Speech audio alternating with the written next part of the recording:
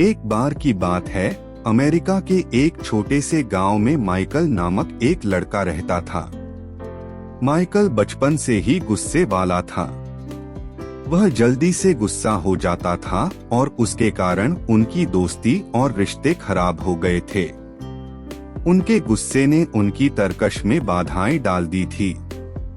एक दिन जब माइकल अकेला था, उसे एक कागज का पर्चा मिला। वह पर्चा खिड़की से उड़कर आया था, जैसे कुछ भगवान ने ही भेजा हो।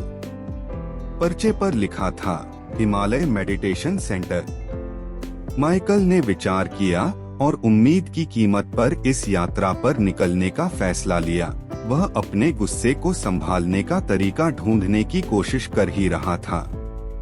माइकल जब हिमालय मेडिटेशन सेंटर पहुंचा, उन्हें वहां के एक बुजुर्ग आदमी मास्टर जी ने स्वागत किया। उनकी मदद से माइकल ने सीखा कि गुस्सा एक प्राकृतिक भाव है, लेकिन उसे नियंत्रित करना जरूरी है। उन्होंने माइकल को दूसरे बच्चों से मिलवाया, जो भी गुस्से का नियंत्रण करने की यात्रा पर आए थे। माइकल ने वहां विभिन्न तरीकों को सीखा। उन्होंने मेडिटेशन सत्र में भाग लिया, जहां उन्हें सिखाया गया कि उन्हें गुस्से के समय मन को शांत रखना चाहिए और गहरी सांस लेनी चाहिए। उन्होंने अपने भावनाओं को सोचने का तरीका सीखा। उन्हें दैनिक पत्रिका में लिखने और गुस्से के कारणों की पहचान करने की कला सिखाई गई। एक विशेष अभ्यास में माइकल ने एक शांति से भरी बगीचे में एक पत्थर की मूर्ति देखी, जिस पर क्षमा लिखा था। मास्टर जी ने समझाया कि दूसरों और अपने आप को क्षमा करना गुस्से को नियंत्रित करने के लिए जरूरी है। माइकल को प्रेरित करते हुए उन्होंने उन लोगों को क्षमा कर दिया जिन्होंने उन्हें गलत समझा था, और उन्हें इनके खिलाफ कोई भी कड़वाहट नहीं रखने दिया।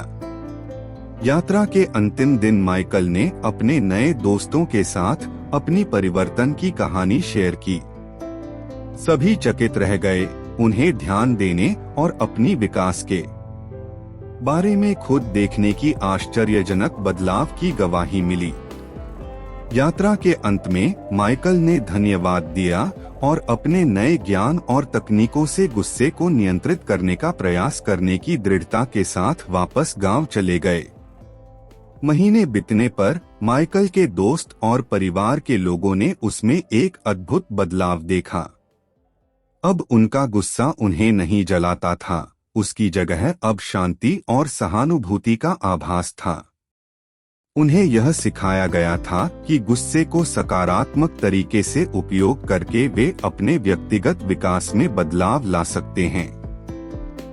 उस दिन से बाद माइकल ने गुस्से के नियंत्रण के लिए आवाज उठाई और अपनी कहानी को दूसरों के साथ साझा करके उन्हें प्रेरित किया। उनका परिवर्तन बहुत सारों को प्रभावित किया और गांव धीरे धीरे समर्थन और समझ की एक केंद्र बन गया। और इसी तरह माइकल की गुस्से को नियंत्रित करने की यात्रा ने न केवल उनके जीवन को परिवर्तित किया, बल्कि अनगिनत लोगों के जीवनों को भी स्पर्श किया।